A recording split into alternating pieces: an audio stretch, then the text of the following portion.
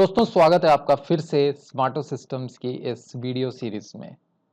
आप सीख रहे हैं वर्डप्रेस और मेरा नाम है ज्योतिष खन्ना। और वर्डप्रेस में आप अब तक लेफ्ट साइड वाले लगभग सभी मेन्यूज देख चुके हैं और सीख चुके हैं और उम्मीद करता हूं कि आपने इन सब का प्रैक्टिकल भी कर लिया होगा। अब हम बचे कुचे कुछ थोड़े बहुत जो ऑप्शंस रह गए हैं, थोड़े हैं पर बहुत इंपॉर्टेंट हैं। ध्यान से सुनिएगा, बने रहिएगा। अधूरा ज्ञान आपके लिए हानिकारक हो सकता है। तो आइए बात करते हैं अब वर्डप्रेस में सेटिंग्स में राइटिंग मेन्यू की। देखिए दोस्तों, राइटिंग मेन्यू आपके पोस्ट एंड पेजेस से रिलेटेड है। जैसा कि नाम में लिखा है, राइटिंग यानी कुछ लिखने से रिलेटेड है।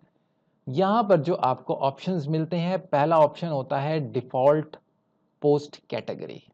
कोई भी पोस्ट जो आप डालते हैं, अगर आपने उसको किसी कैटेगरी में नहीं डाला है तो वो ऑटोमेटिकली इस अनकैटेगराइज्ड वाली कैटेगरी में डल जाता है।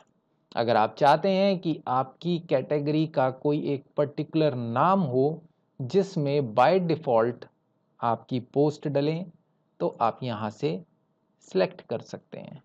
उदाहरण के तौर पे हम पोस्ट में जाते हैं, कैटेगरीज में जाते हैं, एक जनरल के नाम से मैं कैटेगरी बना लूँगा और मैं सेट कर दूंगा कि कोई भी पोस्ट जिसको मैंने किसी कैटेगरी में नहीं डाला है वो ऑटोमेटिकली जनरल में चली जाए। तो देखते हैं, जनरल के नाम से मैंने एक बनाई है पोस्ट जनरल।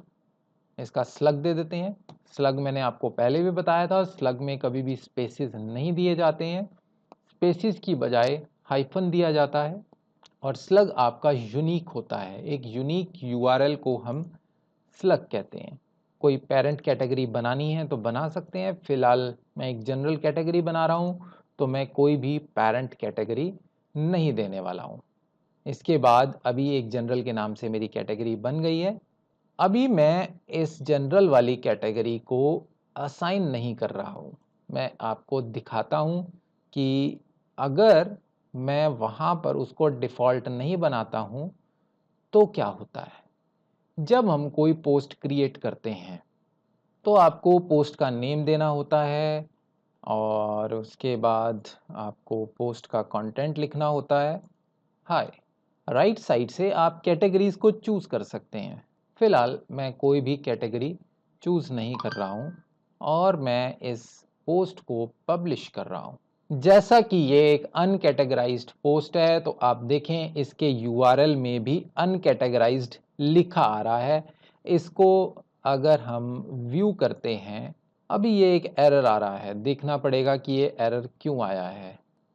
ये वाला जो यूआरएल है जिसमें अनकैटेगराइज्ड स्लैश टेस्ट लिखा है, ये यूआरएल काम नहीं कर रहा है। एरर आने के बहुत सारे रीज़न हो सकते हैं, अभी हम उन रीजंस को डिस्कस करेंगे।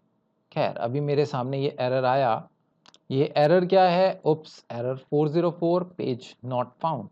यानी ये जो यूआरएल है ये एग्जिस्ट नहीं कर रहा है। अच्छा, यूआरएल में अनकैटेगराइज लिखा आ रहा है क्योंकि शायद हमारा जो परमा लिंक है उसमें हमने ये फॉर्मेट सेट किया हुआ है कि पहले डोमेन नेम आए और उसके बाद कैटेगरी आए और उसके बाद पोस्ट नेम आए। इस तरह के नॉट फाउंड के एरर्स कैसे सॉल्व करने हैं वो भी मैं आपको बताऊंगा। साथ ही हम डिस्कस कर लेते हैं कि अभी इसका इम्पैक्ट क्या पड़ रहा है।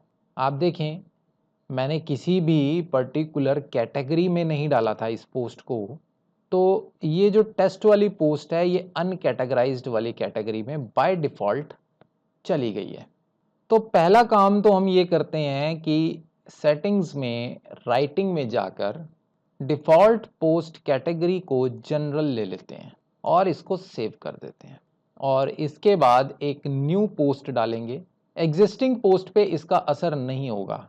मैं एक न्यू पोस्ट डाल रहा हूँ test2 के नाम से और इसे पब्लिश कर रहा हूँ।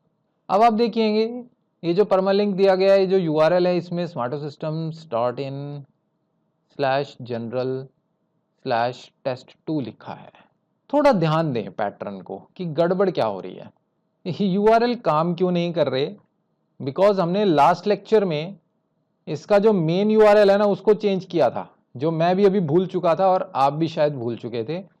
परमालिंक में ये जो आप स्टार्टिंग में देख रहे हैं ना https smartosystems.in, इसकी बजाय aimsgraphics.in होना चाहिए था।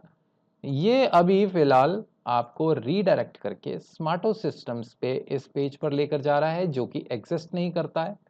तो आइए पहले इसको चेंज करते हैं, जनरल में चलते हैं। हमने वर्डप्रेस एड्रेस wp core रखा था जो कि बिल्कुल सही है, लेकिन साइट एड्रेस हमें क्या करना है, aimsgraphics.in। आइए अब देखते हैं कि क्या ये दोनों पोस्टें काम कर रही हैं। पोस्ट में जाएंगे, ऑल पोस्ट में जाएंगे।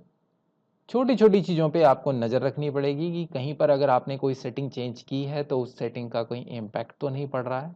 ठीक है, अब राइट क्लिक करके व्यू करते हैं, aimsgraphics.in/general, ये कैटेगरी आ रही है। अभी ये कैसे आ रही है वो मैं आपको भी आगे बताऊंगा। अभी मैंने आपको दिखा दिया कि एरर कैसे सॉल्व करना है।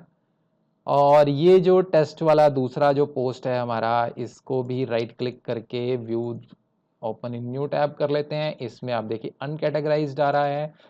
यहाँ पर भी आप देखेंगे कैटेगरीज में ऊपर वाली पोस्ट जनरल कैटेगरी में है और ये वाली अनकैटेगराइज्ड कैटेगरी में है।